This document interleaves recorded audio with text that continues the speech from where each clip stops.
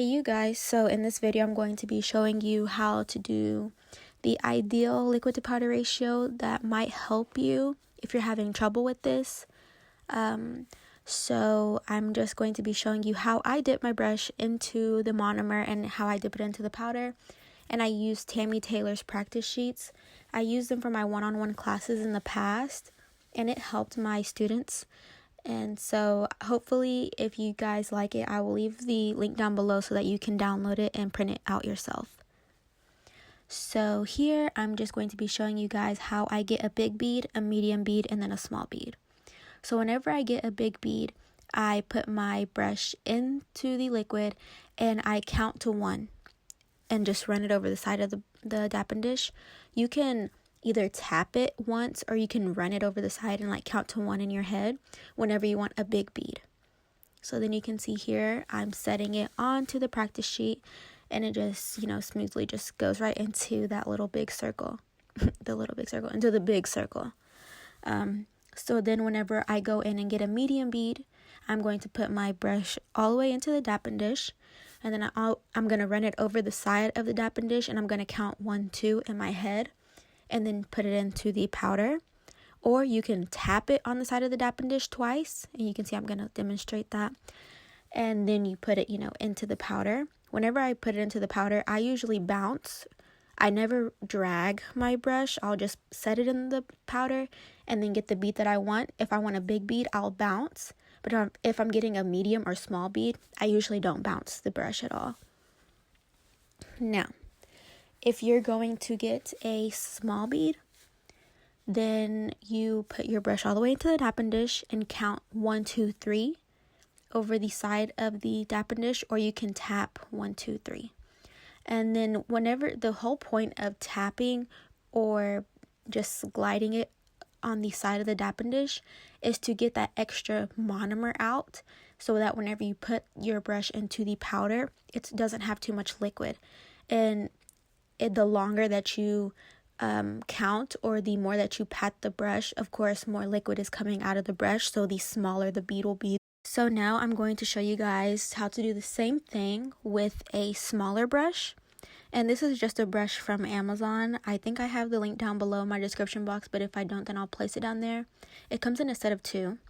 Anyway, so whenever I'm getting a big bead, this was supposed to be a big bead, but ended up being a medium bead. Okay, here's something that I can tell you guys. Whenever you're using a smaller brush, no matter how much liquid that you have in it, the bead that you get is always going to be smaller than it would be if you were using like a size 12 or size 14, 16, or even 18 or 20.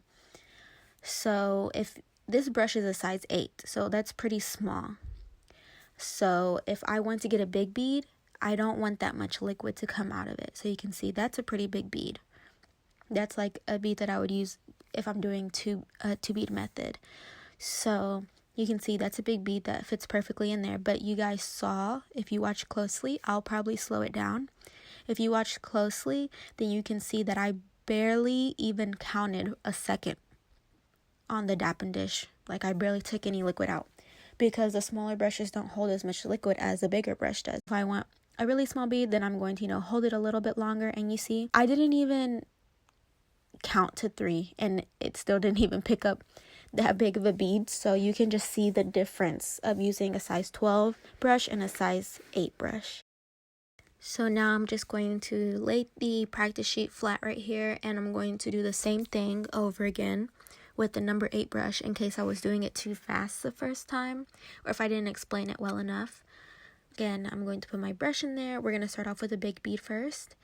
And whenever I do put my brush in there, and you want to always lay it flat towards the bottom, because you don't want any like bubbles. Like you want the brush to lay flat and let all the bubbles come up. So you'll see I barely even patted it on the side. And then I'm going to get my bead. You can see I kind of bounced it like once or twice. The bead is a pretty good size, and it should fit right there in the big bead circle. And you can, just kind of move it around to make sure it doesn't like go outside of the circle. But if it has too much liquid, you'll be able to tell because the liquid will run outside of the circle, or the acrylic will start to run outside of the circle. So now for a medium bead, you saw I kind of counted to 2 or patted it once or twice, and you can see the bead is still super small, and that is because I'm using a number 8 brush. So for this one, I'm just going to kind of gently push it into the circle so that it fits correctly. And then for a really small bead, we're going to count 1, 2, 3. I might have even counted to 4. And then you can see how small the bead is. Super small, but it fit pretty good into the little circle. So I would recommend that you guys just use a size 10 or 12 brush, because a size 8, it's going to be a little bit more difficult to learn with that because of how small it is. You want to start with a size 10 or 12 so that you can pick up big beads, or, medium-sized beads so that you can, build the nail. The smaller the brushes, the longer and harder you're going to have to work, in my opinion. Now I'm going to show you guys a bead that is too wet. So I'm using my size 12 brush. I barely tapped it on the side of the dapping dish, and I put it in the powder, and you can see that this is just too runny. You can see it running off the back of the brush, and whenever I put it into the circle, this is what I mean whenever you can just see the acrylic just run right out of the circle. It doesn't even fit in the circle at all. So next I'm going to show you what a super dry bead looks like. And you can always tell that a bead is too dry whenever you can still see kind of like powdery, just powder. Instead of it being saturated, it's still a little powdery, and it looks like it could still use a little bit more liquid. So I mean, this one was okay, but it's not like your ideal bead. So you can see like it was a little bit like on the drier side, so we had to like kind of mess with it and get it to fit into the circle. Here I'm going to show you guys another example of a bead that is too wet. So you can see my brush is super saturated, didn't even wipe it off. You can see it fell back into the powder. And look, you'll watch as I set it down, the powder is just going to run everywhere, because we didn't even dry off our brush on the napkin. We didn't pat it off onto the dapping dish. We didn't do anything. I just put my brush in the dapping dish and took it right out. And yes, with my powder, it's still workable, but with another powder that is more like on the runny side, this is not. It's just going to go everywhere. So maybe I should have used different powders to show different examples, but just know that some powders are, different consistencies, as I've talked about in the past in my other videos. So not every powder is going to be able to work if you use a bead that's too wet. It might just fall everywhere before you even get the chance to pick it up from the sides. Now I'm going to show you guys a bead that is too dry. Pat it off so much on the side and basically get all the liquid out. And you'll see the bead that I pick up, even with the number 12 brush, you see how like there's barely any powder on the brush.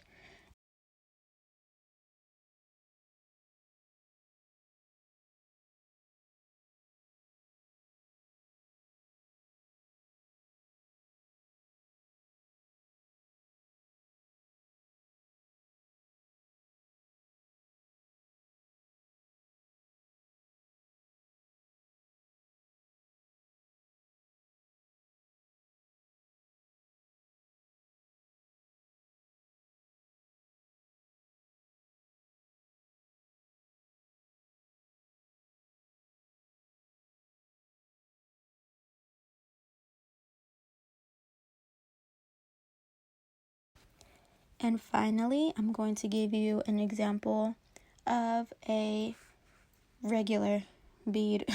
So I think I'm going to dry it off 2 times or pat it off 2 times. I'm going to get my powder. You can see it's not running off on the sides everywhere. And I'm going to place it onto this nail tip. And if you're wondering where I got these nail tips, I got them on Amazon. I'll try to find the link down below. I'm not going to promise you that they're in stock because everything on Amazon is out of stock or super expensive right now. But I will put the link down below just in case you're wondering.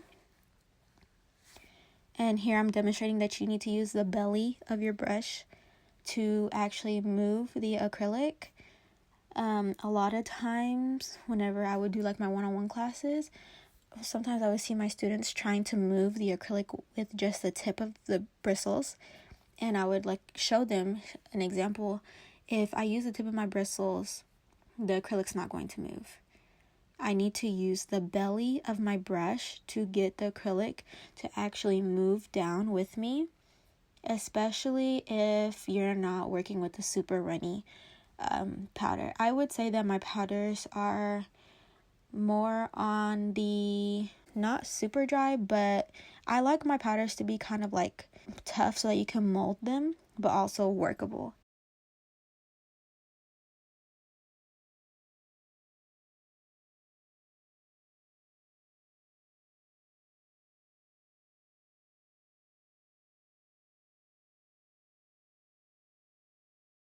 So I'm going to add one more bead, and this is where I'm going to show you how you can use your bristles.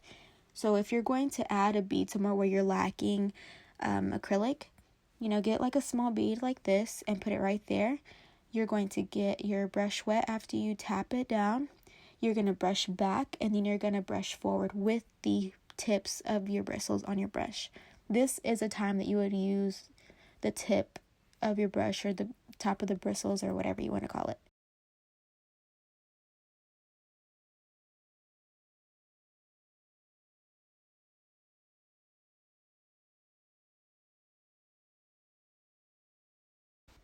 Okay, so in a second, I'm going to show you guys an example if you were doing an ombre, and another way of how you could use the tip of your brush or the tippy top bristles of your brush. I don't know what you call that part. But you see, I just put it like near the cuticle area. I'm going to get my brush wet, wipe it off a little bit, and then start to brush down with the tip of the brush. I'm not using the belly of the brush, but only the tips. And this is as if you were doing an ombre. Obviously, this wasn't perfect. It was just for example purposes only. Okay, so I want you guys to really pay attention to this part. I'm going to slow it down for you so that you can see exactly what I'm doing. You'll see that I barely patted it on the side. Like barely. I didn't count to one. It was a little tap, just like that. And see how it's running off on the back of the brush? That is not what you want. Although it can still be workable, it's not ideal. So this is not like, oh my god, if you do this, you're wrong. It's all wrong and it's the end of the world. No, you can still work with it, but it's not what you want to aim for, I guess you can say.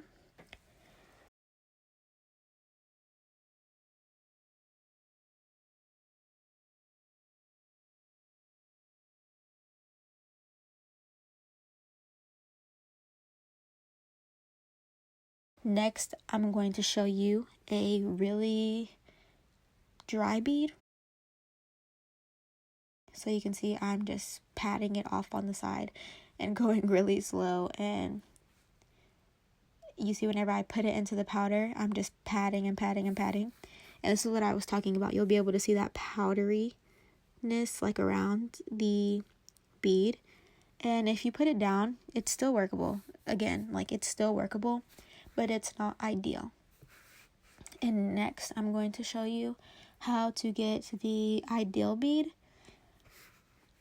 And I'm going to put it in the bottom of the tapping dish, tap it off 2 times. And then I patted it 2 times in the powder, too.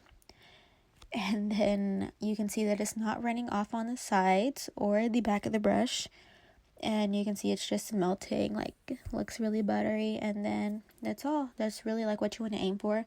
You don't want it to run off on the sides of your brush. And this is basically like a medium-sized bead because I did tap it off on the tapping dish 2 times. Personally, whenever I'm doing nails, if I'm getting a big bead, I'll either tap it off once or count to 1. If I'm getting a medium bead, I'll tap it off twice or I'll count to 2 and like glide it over the side. And then if I want a small bead, then I'll either tap it off 3 times or I'll count to 3 and, glide it over the side. Here I'm just showing you guys what liquid I was using. This is my new monomer. It's going to be for pre-order on May 15th. And I was going to keep this sticker on it with the cautionary and ingredients on the back, but I did not like the stickers. They were giving me Cheapo Depot vibes. So I ordered new stickers. So they're going to be a bit different, but it's going to be the same packaging. Okay, you guys, so that's it for today's video. I really hope this helped you guys that were having trouble with your liquid to powder ratio. I'm going to have a new video coming soon. Leave comments down below and let me know what kind of video you want to see next. And I'll be sure to try to get out the content that you guys want. Thank you for watching.